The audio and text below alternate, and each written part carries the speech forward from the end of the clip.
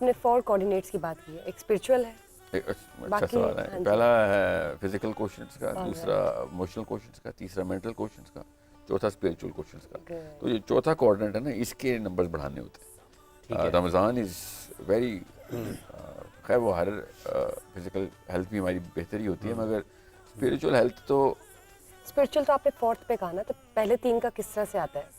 نہیں, رمضان جو ہے نا, رمضان دیکھیں ہر موقع پہ نا سچویشن میں آپ کا کوآرڈینیٹ بدل رہا ہوتا ہے. مطلب بدل کا مطلب ہوتا ہے پرائمری افیکٹ سب سے زیادہ کس کوآرڈینیٹ پہ آئے گا. تو ماں باپ کو پتہ ہونا چاہیے کہ اس وقت نا اسپرچول کوشچن سب سے آسان ہے اچیو کرنا, کیونکہ ابلیس خود اس وقت غیر حاضر ہے. رمضان سب سے اس کا بہترین موقع ہے. نہیں, مگر اس کا ٹیسٹ جو ہے نا رمضان کا جو اصل میں ٹیسٹ ہے وہ رمضان میں نہیں ہے, وہ شوال میں. ٹھیک ہے, ہاں, کہ کیا بتاؤ بھی نیت سے کیا تھا یا بس ڈرامہ ہی کیا تھا.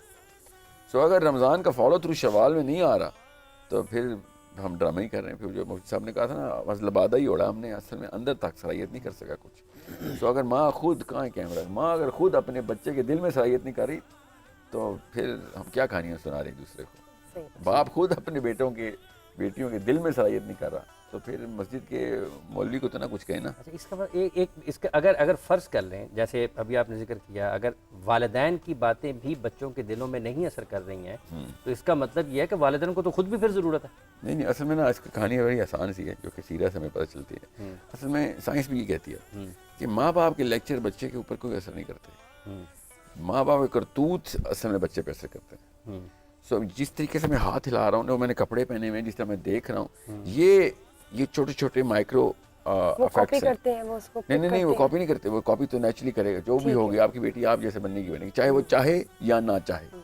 میں آپ سے کہہ رہا ہوں لیکچر کا اثر, نصیحت کا فالو تھرو, اس کے اثر کے تھرو وہ کرے گا کیا.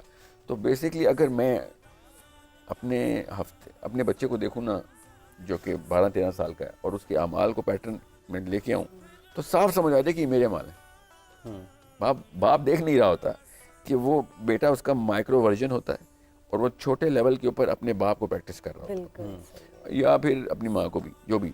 سو آپ نے اگر بچے ٹھیک کرنے تو ان کے سامنے آپ کو وہ ایکٹنگ کرنی پڑے گی, چاہے آپ اصل میں کرتے ہیں کہ نہیں, تاکہ بچے کو ایٹ لیسٹ یہ چیز ظاہر نہ ہو کہ بھئی یہ تو گناہ تو عام سی چیز ہے. اب دیکھیں نا, جیسے بچہ 3 یا 4 سال کا ہو یا 2.5 سال کا ہو, اور اگر کوئی ماں نماز پڑھتی ہے تو بچہ کاپی کرتا ہے, کرنے کی کوشش کرتا ہے. دیکھیں, نماز تو ایک ایسا عمل ہے جس کا بچے کو کبھی پتہ بھی نہیں چل سکتا, ٹھیک ہے, کہ امی یہ کیوں سجدہ کر رہی ہے, رکوع کر رہی ہے. وہ تو اس لیے ایکٹنگ کرتا ہے کیونکہ خاموشی ہوتی, سیریسنس ہوتی ہے. جو سچ بولنا کیوں ضروری ہے, یہ ماں لکھ کے نہیں بتا سکتی, بول کے لیکچر دے کے نہیں بتا سکتی. یہ ملاوٹ اور جو جھوٹ ہے, اس برائی سے کیسے بچا جائے گا؟ وہی نا, یہ کیسے بتایا جائے گا؟ یہ اس کے 2 طریقے ہیں. ایک تو اگر تو بچہ جھوٹ بولتا نا اور پکڑا گیا تو اسی طریقے سے سوگ منانا چاہیے جیسے کہ کوئی مر گیا ہو گھر میں.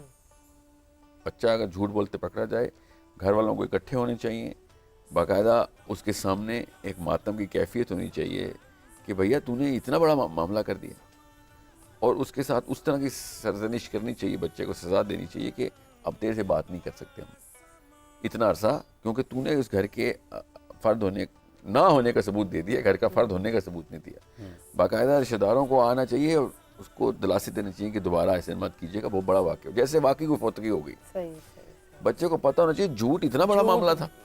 مسئلہ یہ میں نے کہا نا, یہ بھی سب چیزیں اکارت ہو جائیں گی اگر باپ کو جھوٹ بولتے پکڑ لے گا کہ میرے سامنے ڈرامے کرتے ہو تم, اور خود کو رشتہ دار بلا لیے تھے تم نے کہ وہ اتنا بڑا, خود تم نے اتنی کیجولی جھوٹ بولتے. سو اس لیے میں آپ سے کہہ رہا ہوں یہ ایکٹنگ تو ایٹ لیسٹ ماں باپ اپنے بچوں کے سامنے کریں کہ یار بے شک جھوٹ بولتے ہوں, I'm not saying کہ جھوٹ بولنا چاہیے, مگر بچے کے سامنے آپ کو پھر بھی یہ زیادہ بڑا گناہ ہے کہ اپنے بچوں کے سامنے جھوٹ بول دیا. یہ بھی گناہ ہے کہ جھوٹ بولا, مگر یہ زیادہ بڑا گناہ ہے کہ اپنے بچوں کے سامنے تم نے یہ اسٹینڈرڈ سیٹ بول دیا. اچھا, ابھی آپ نے ساحل صاحب بات کی کہ دروازے بند ہو گئے, شیطان صاحب جو ہیں وہ چلے گئے, تو کچھ ایسے بھی بدقسمت ہوئے جو دروازے کھولتے ہیں شیطان کے, آجو جی. وہ شیطان نہیں ہے, یاد رکھیے گا, انسان کا نفس شیطان سے زیادہ بڑی طاقت ہے. یہ آپ ہمیں غور سے سمجھیں, شیطان ایک وسوسہ ہے, کبھی ہاتھ پکڑ کے نہیں شراب پلائے گا آپ کو, سمجھ آئی؟ مطلب شراب کی کیفیت تو لیا ہے, مگر اتنا طاقتور انسان کہ واقعی اٹھا کے ڈل لیتا منہ کے اندر. ٹھیک ہے. ان کو کسی دن پتہ چلنا شیطان نے خود کبھی شراب نہیں پی, تب آپ کو پتہ چلے گا انسان زیادہ بڑی طاقت تھی. شیطان نے خود کبھی زنا نہیں کیا, چوری نہیں کی. شیطان نے وہ کبر دکھایا تھا, اس کے بعد اسے بہکاتا ہے, وسوسے ڈالتا ہے. ہاں, یہ ہم میں جو سارے گناہ کرتے ہیں. اس نے وہ ایک اصلی والا گناہ کیا تھا کہ جہاں پہ آدم کو سجدہ نہیں کیا. باقی تو سارے کام کرتوت ہمارے, سی وی تو ہماری ہے گناہ کی, اس کی تو سی وی میں ایک گناہ ہے. یہ تو ہے. غور سے سمجھیں ہم کتنی بڑی چیز ہیں. تو اس شیطان نے اگر چلا بھی گیا تو کچھ لوگ تو شیطان کو آئی سویر مس کرتے ہیں.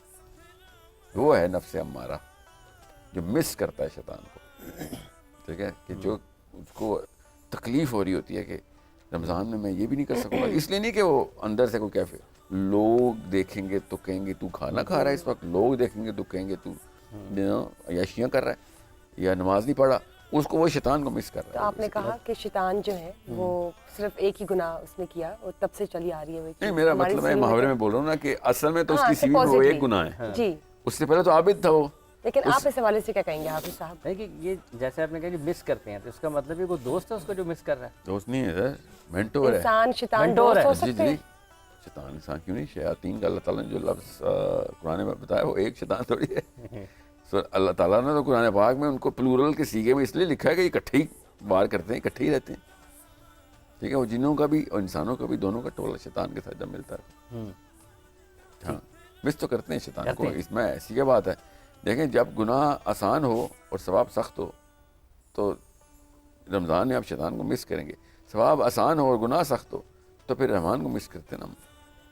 ٹھیک, آپ کا رمضان پھر کیسے گیا؟ میرا اللہ تعالیٰ کی طرف سے نا ایک انتظام ہوا ہوا ہے, میرے سے ہی بات ہو رہی ہے, باقی سارے احباب میں ہم سب سن رہے ہیں. قاری صاحب بھی بڑے لطف اندوز ہیں. قاری صاحب نے آج صبح نا وہ بڑا اچھا کیا ہے, گھی والی روٹی کھائی ہے, سحری بہت اچھی کی, دیسی گھی والی. بالکل آپ لوگوں نے اکٹھے سے میرا نا رمضان کا سسٹم اور ہے. میں اللہ تعالیٰ نے جو مجھے جسم دیا نا, مجھے بھوک نہیں لگتی زیادہ. اچھا, تو میں ویسے بھی ایک ٹائم پہ ہی کھانا کھاتا ہوں. تو میرے پہ تو 1000 روزے فرض ہیں. میں یہ اپنے احباب سے بھی یہ کہتا ہوں کہ بھائی میرے پہ تو ہر روز ہی روزہ فرض ہے.